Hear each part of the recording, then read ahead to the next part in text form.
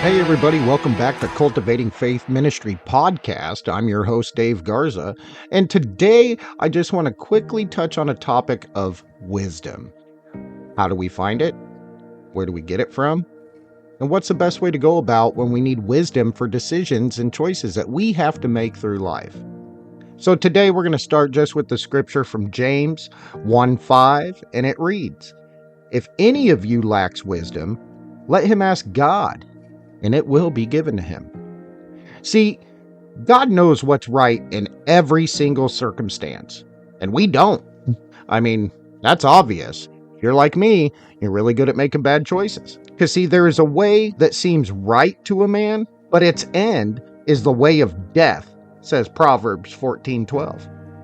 And yet, God installs us as decision makers nonetheless.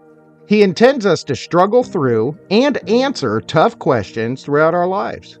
Should I take the job? Should I marry this person? Am I becoming the person that God intends me to become? Those are hard questions, and they come with huge implications. See, King Solomon was an epic decision maker.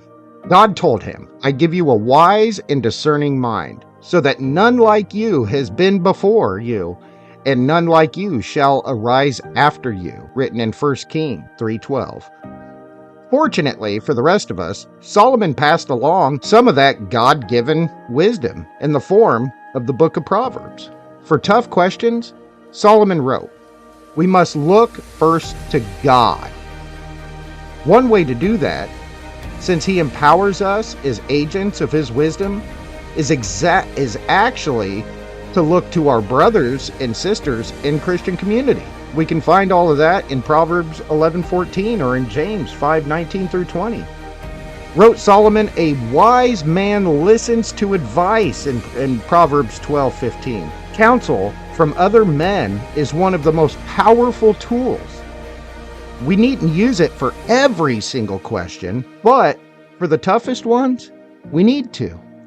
We can't rely on our own understanding. We must go to God and go to other Christian men and women who are seeking God and who are seeking God's wisdom so that we can trust their discernment also. So, what can we do about this? Well, gather some folks, 2 or 3 at least, probably not more than 5 or 6, who know you and who will be transparent with you. Plan for an hour or 2. Describe the situation that you're facing, the question, the background of it, the possible courses of action. Ask them to discern with you, not to judge, but discern, and encourage them to ask questions and help you search for wisdom. I bet you'll be surprised before the end of that conversation. Because we must seek the wisdom. We must seek guidance from others. God doesn't expect us to be out here doing it on our own. He doesn't expect us to have all the right answers. I mean, if he did, then there would have been no need for Christ. So he knows that we're going to struggle with this. He knows that we're going to seek this wisdom. He knows that we're going to need this guidance. So stop thinking you can do it all, because you can't. It's proven time after time after time.